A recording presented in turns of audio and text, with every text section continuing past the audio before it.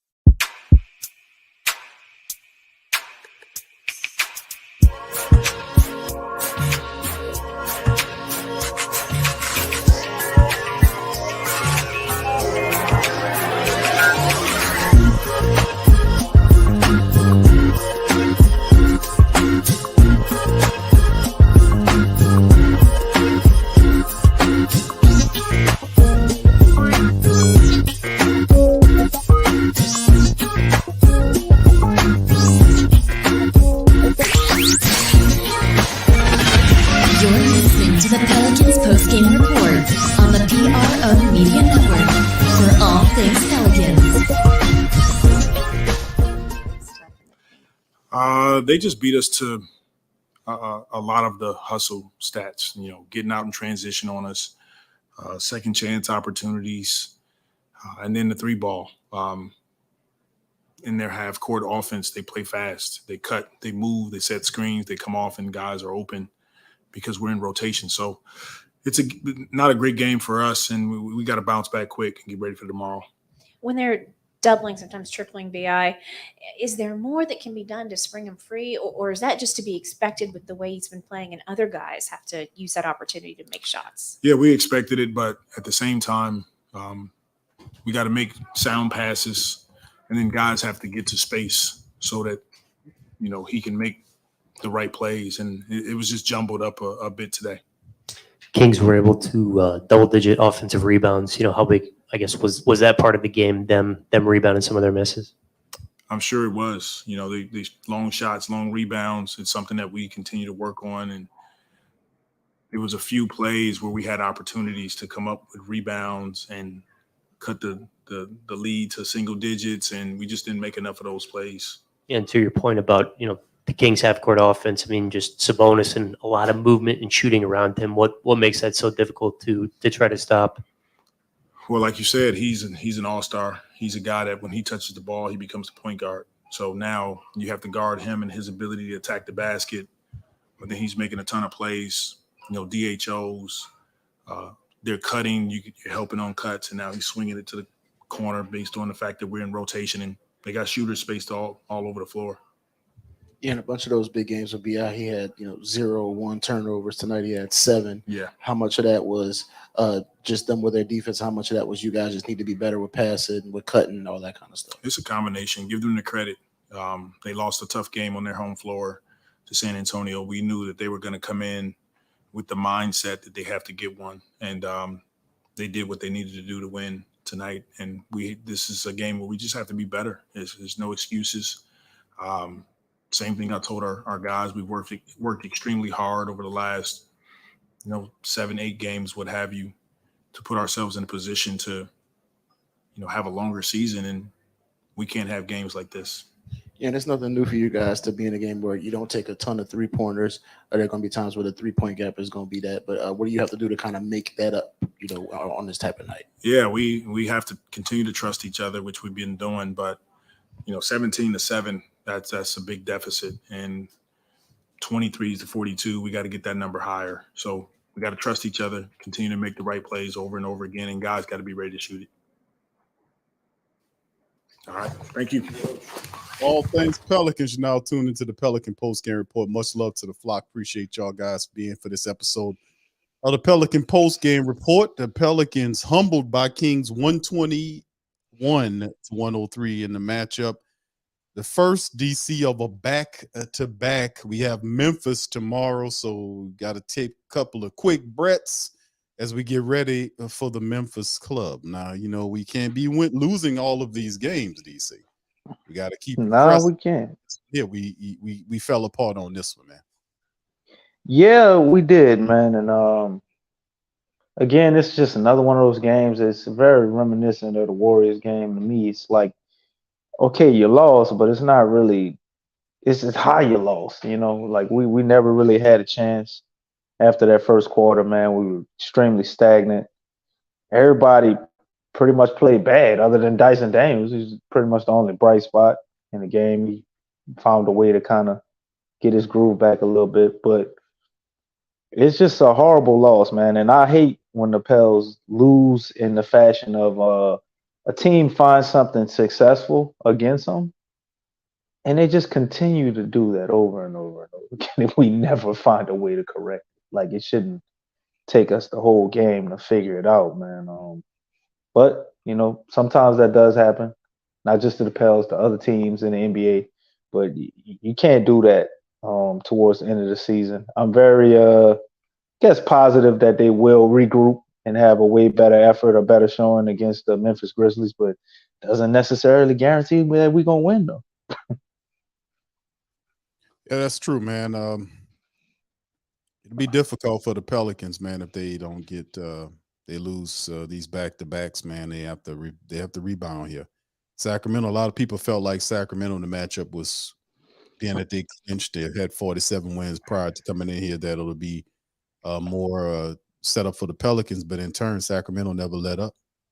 They just totally outplayed the Pelicans in this one, man, and pushed past them after that loss, and they take the regular season lead here. We have 3 games remaining, and the Pelicans have to respond in kind. We have to finish out strong.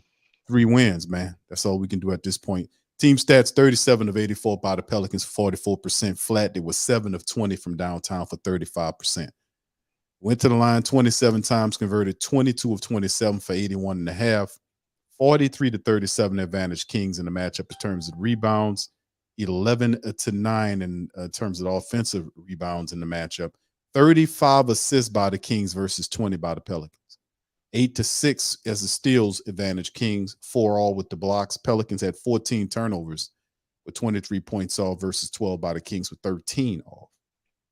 14-13 fast break points advantage Pelicans, and 46-44 advantage Pelicans points in the paint. Big discrepancy, DC. We see the poor 3-point shooting by the Pelicans, 7 of 20 versus 17 of 42 by the Kings for 40.5, and they shot over 50% from the field. And then they only hit the foul line 15 times, 12 of 15. But they ain't needed with all them 3-pointers. 17 3-pointers tonight by the Sacramento Kings, 40.5% shooting, bro. What you got? Yeah, man. That's a major part of it, especially when one player from the Sacramento Kings gets as many threes as your whole team. Like, I mean, you just can't win a game like that, man. It's virtually impossible. So that also, and the real big one to me, outside of the 3-pointers, and you see the lovely 35 assists to 20.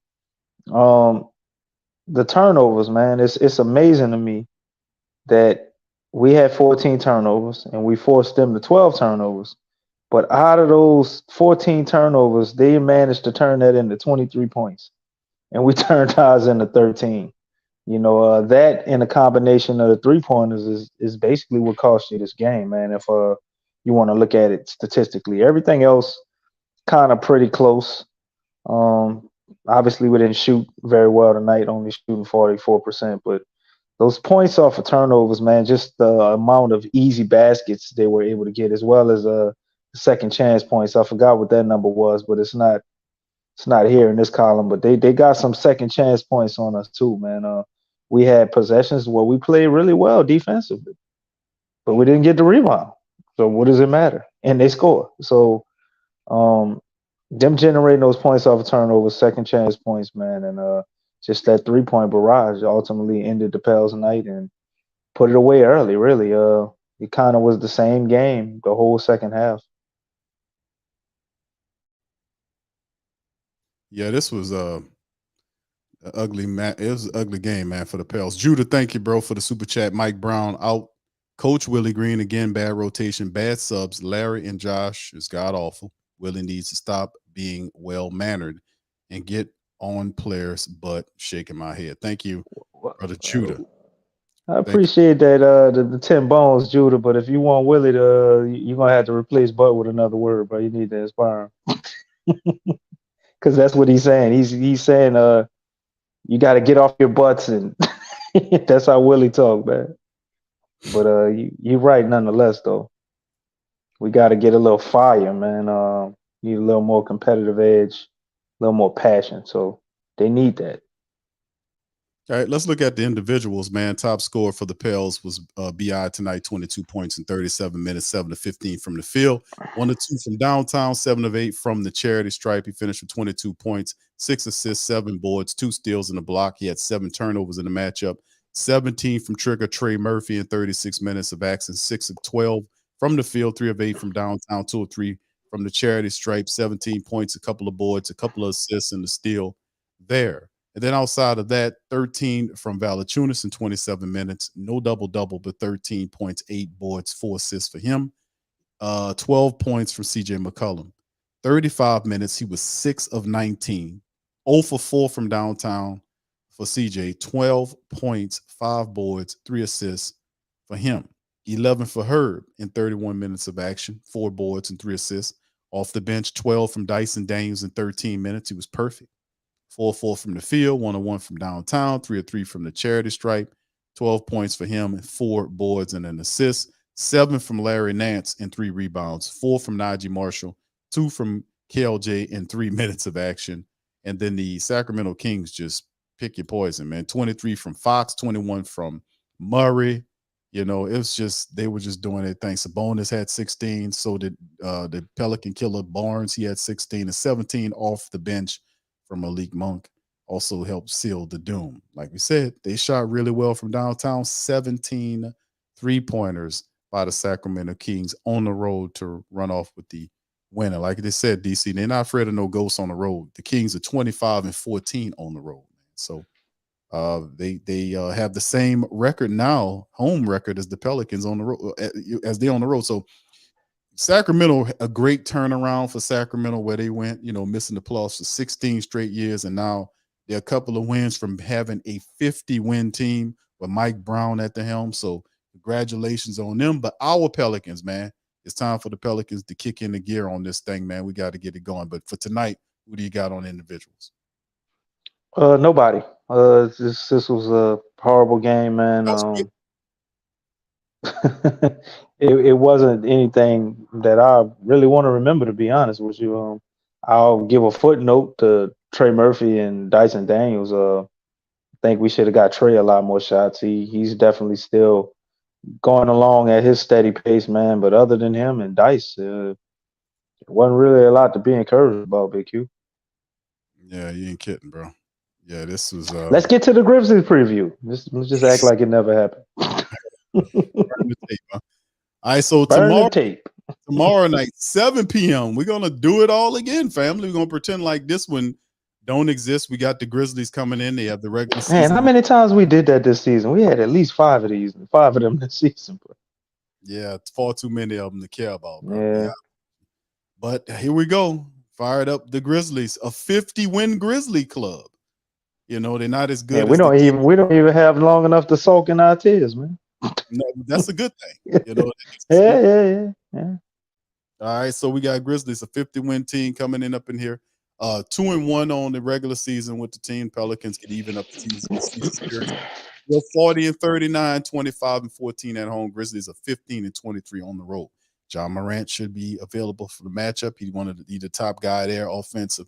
Most of the major statistical categories. He leads in points and assists. Jackson is the top rebounder for the club.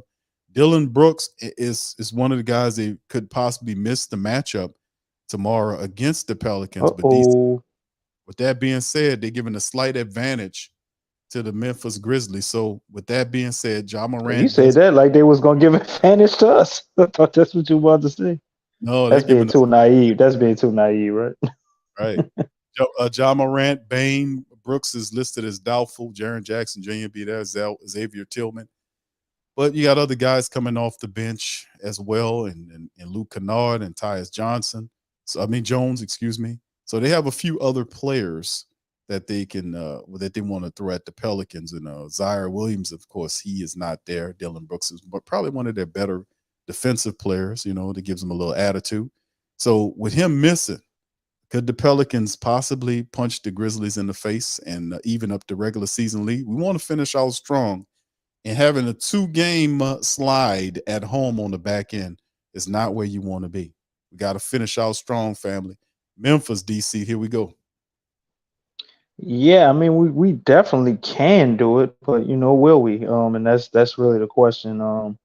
Memphis ain't no walk in the park. You get it all started in the backcourt with Desmond Bane and Ja Morant, man. I mean, you got your hands full with that. You think tonight was a problem. They're even worse. You know what I'm saying?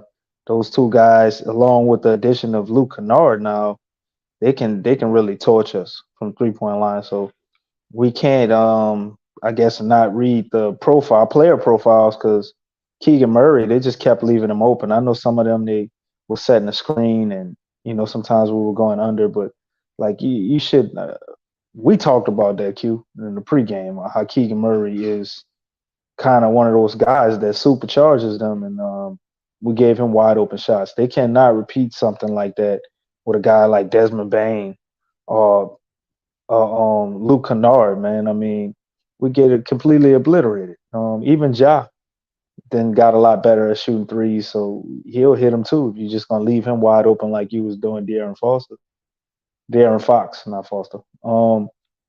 So in all honesty, man, the game plan to kind of beat Memphis is a little similar, at least offensively, when you look at the offense, to what we should have did tonight with Sacramento, man. You can't let them get out and run. Can't turn the ball over, right? You can't give them easy points. You can't let them get second chance points, because, I mean, it's grit and grind, hustle. That's what they do. So you're going to have to outwork them, man, or at least match their intensity, because they're going to bring their lunch pails. So we can't have a lackluster effort like we did tonight. Then once you get past that part, you have to figure out how to get BI going when they throw the house at them, because what's coming. They watched the game tonight. They seen what Sacramento did. They're going to do the same thing, try and basically blitz BI all the time and crowd him. So other guys, like Willie said, they got to find ways to get open and be able to be looking to score some points and make things happen, man. BI can't do it all himself. We can't go down every possession and having him take shots, and he not doing it. You got CJ down there jacking shots up. That's not a formula for winning. I understand why they did it tonight. They were looking for their teammates, and nobody seemed to be getting open. I'd like to see Trey getting more shots, but we really got to find a way to implement Jonas Valanciunas again, because he was a non-factor tonight. Couldn't really utilize him properly or get him the ball in his spots to score. So you look at the Sacramento game and everything we did right. If we just correct for the Memphis game, it's a similar way we would have to go about beating both of these teams. And didn't show up tonight, but I think the Pels are able to do it tomorrow, or at least don't get embarrassed the way you got embarrassed tonight. Yeah, it got to be a different effort. I got to think that. And some of the family members asking me in the chat about Zion Williamson. A lot of people saying, listen, in this matchup, it just wasn't a good matchup, man, for the Pelicans tonight. They didn't play the way the Pelicans played with the same intensity and intelligence as they did in the previous matchups, this would have been Well, a better matchup for the Pelicans. it's a second unit too, Big Q. I hear you. I mean that the no offense that just came when we put that second unit in there, man. It's just like mind blowing. And Willie has to figure that out, and he can't play all those guys at the same time. I don't like the Dice, J. Rich, Najee lineup. You know what I'm saying? It ain't getting you no buckets. You know, so Willie gonna have to figure that out. But my bad to cut you off. I just wanted to say that, bro. You got it.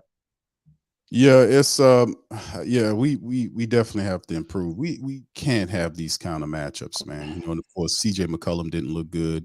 A lot of people didn't look good in this matchup tonight. It's just the Sacramento just had a flow about them, and it just felt that when the second half hit, you just felt like I just felt like, man, they're going to end up losing this matchup.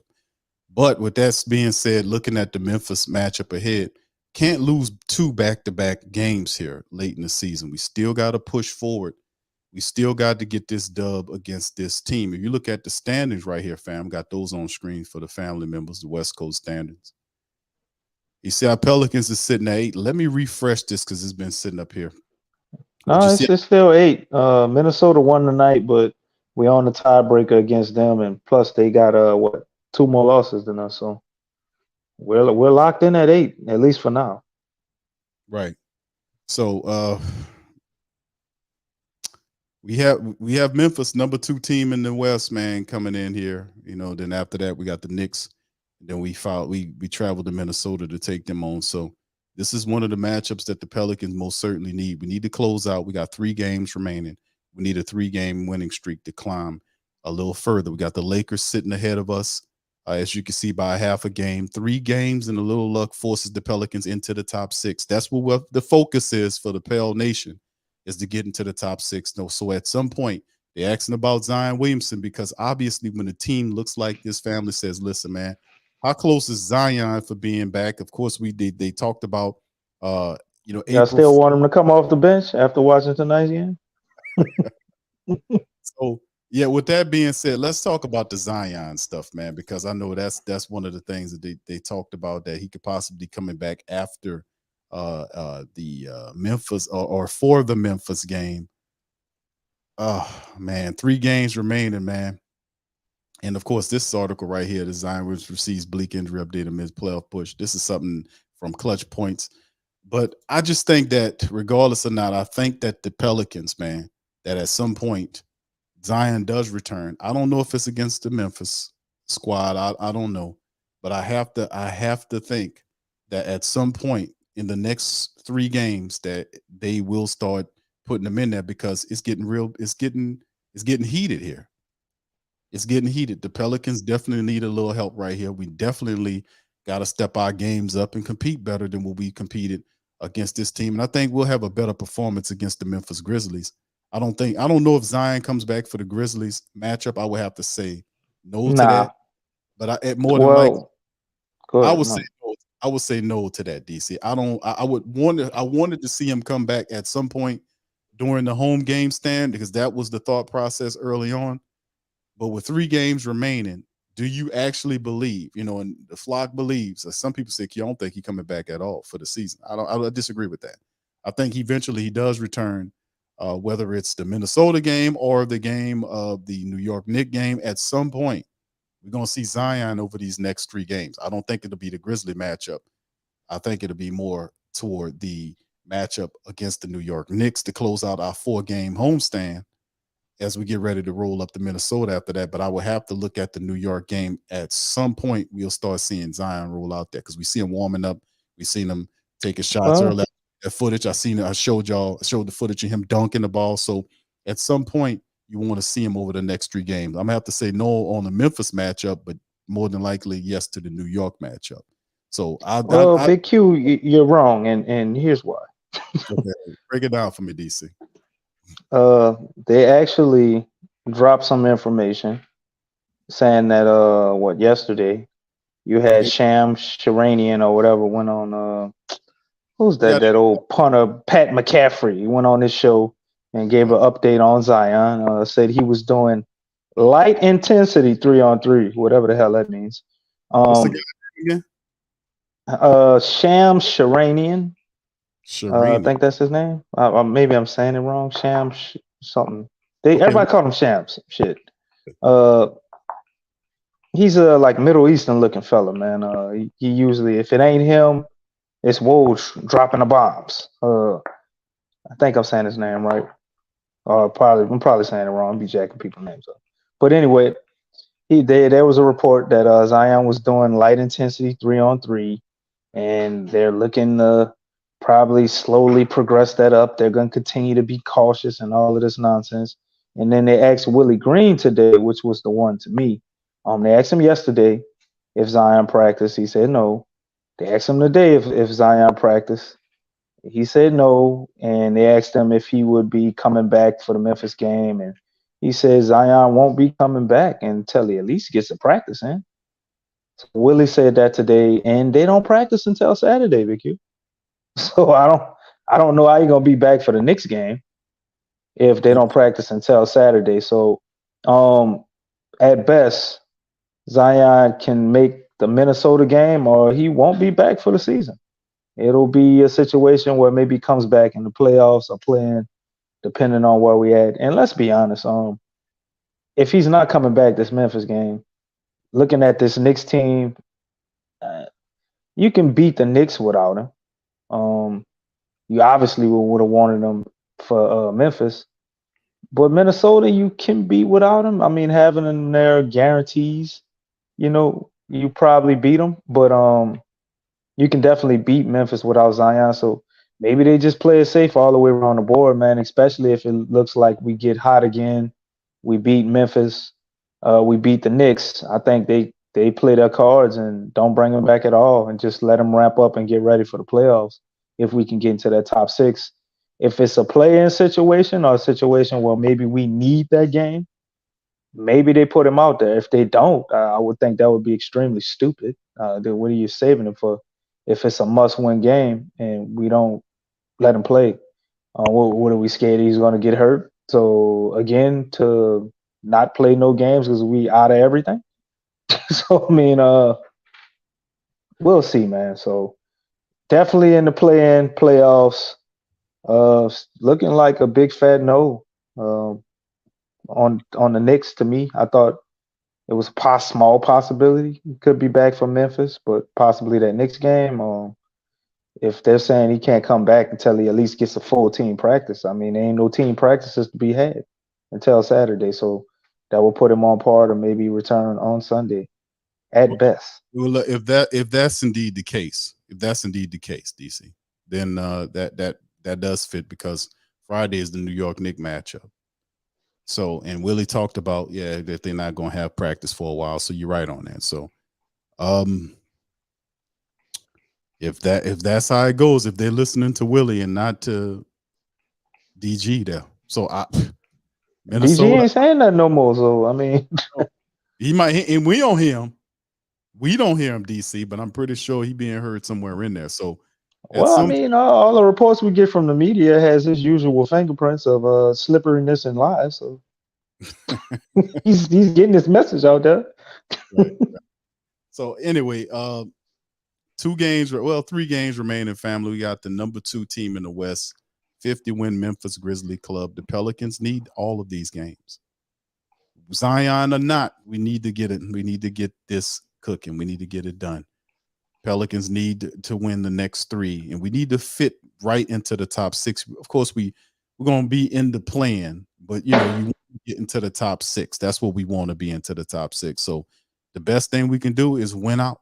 We got to win out. We got to beat the Grizzlies. Then we got to turn around, beat the Knicks, and beat the Timberwolves to close out the week. So we'll find out where the standings are, man, or the final standings of everything, including where Zion's status. I still feel like Zion plays this season for the Pelicans. I think that just keeping him out, he's been out since January with a hamstring. Think about that, DC. Been out since January. That's insane, bro.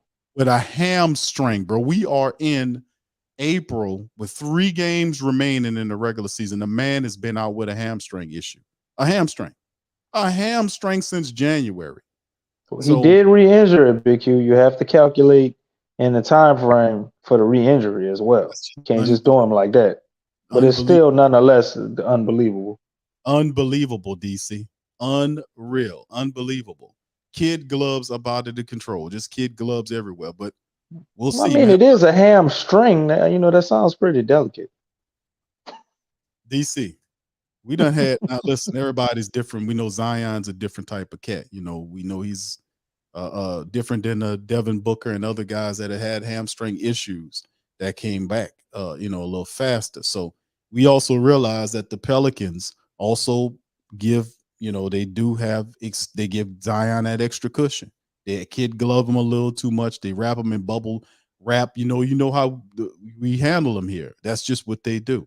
So it's hard to believe what the Pelicans are saying about him in 2-week increments, and we're going to reevaluate him here and this type of third. But it's getting down to the crunch time where you expect one of your biggest pieces to play in crunch time, which is to us thinking the team will do enough to get into the top 6 position and design Williamson slide back probably last game of the season, perhaps the postseason.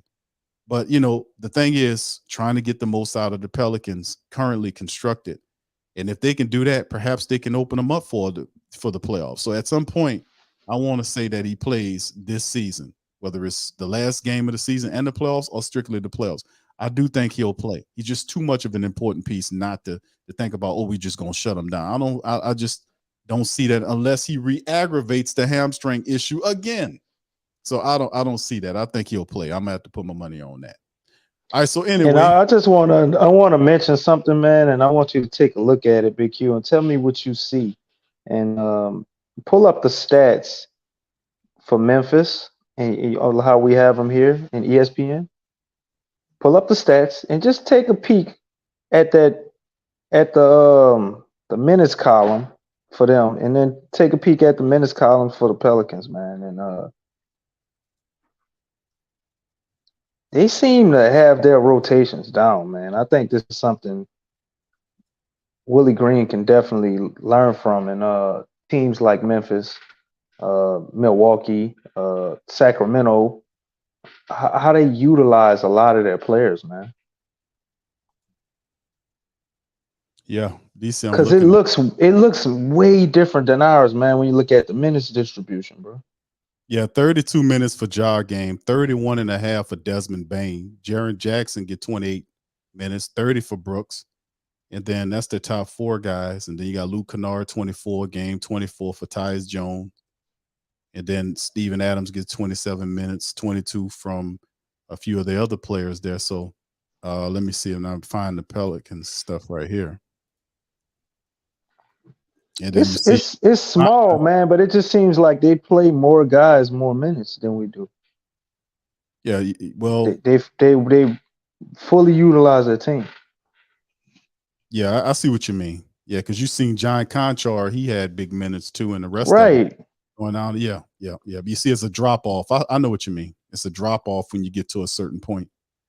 But I mean, that's how Willie was. The bench wasn't really a consistent unit like you have. Like with starters, you try to build some type of continuity with your starters because they know each other's tendencies. They know how to play. They know this guy's going to be here. That's the type of stuff you try to keep a set 5 together to help them figure out the behaviors of the other players. And then, of course, the bench, DC. I mean, Willie went to, at some games, he had 4-guy rotations, sometimes 5-guy rotations. He had 4 guys. And then it would be a main 3. And it's kind of difficult with him having these rotating or changing bench lineups. Like he'll experiment with certain lineups that don't work. Some lineups that don't work, he stay with them a little longer than what you expected. But you expect that Willie, as smart as he is as a coach, would know what lineups they almost get at least 20 minutes out of almost 10 or 12 players. I know some of that's because of blowouts, but still, strength in numbers. Like we want to be like the Warriors, right? Why don't we adapt that philosophy that the Warriors had? That I'm sure understanding of, man. I think we stick with guys sometimes that are not working on that night too long, you know. Yeah, this will be interesting. So, family, shout out to the flock, man. Thank y'all for being in the building. Much love to everybody. Please feel free to hit the like button. There's nothing to like about the Pelicans losing tonight, but hit the like button for the show. We up in this thing. Please feel free to share the show on your social media feed as well, and hit the subscribe button if you are not a subscriber of the stream. Pelicans go down in this one, family. We'll flush this one. And then turn around and look in the Smoothie King Center for tomorrow's matchup, 7 o'clock tip-off against the Memphis Grizzlies. 50-win club coming in this thing. Pelicans have to turn around, have a better performance.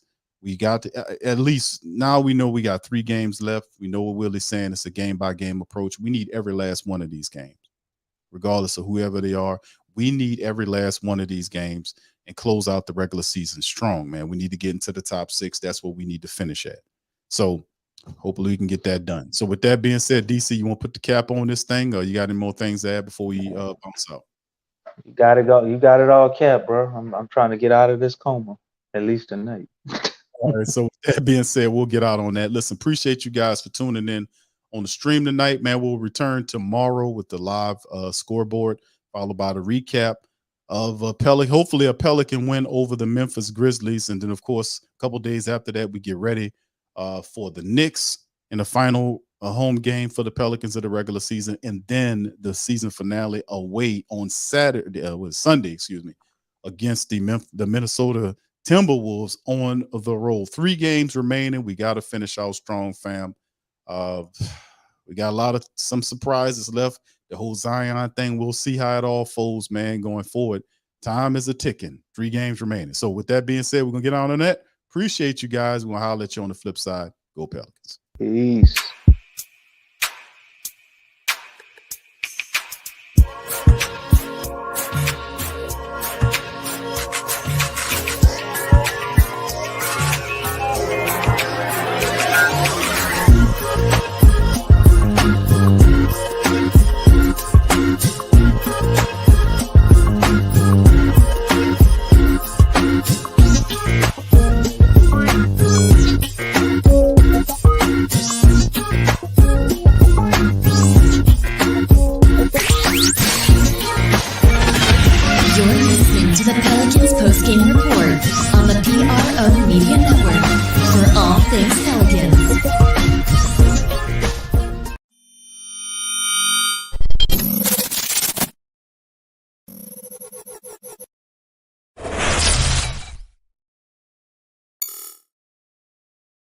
TheWhoThatDaily.com. That's right, TheWhoThatDaily.com. Your one-stop shop for everything New Orleans Saints, New Orleans Pelicans, LSU Tigers, even the top flight boxing news. So if you're a Who That and you're looking for a place to stay up on your team, TheWhoThatDaily.com is your site. TheWhoThatDaily.com for the sport Who That in all of us.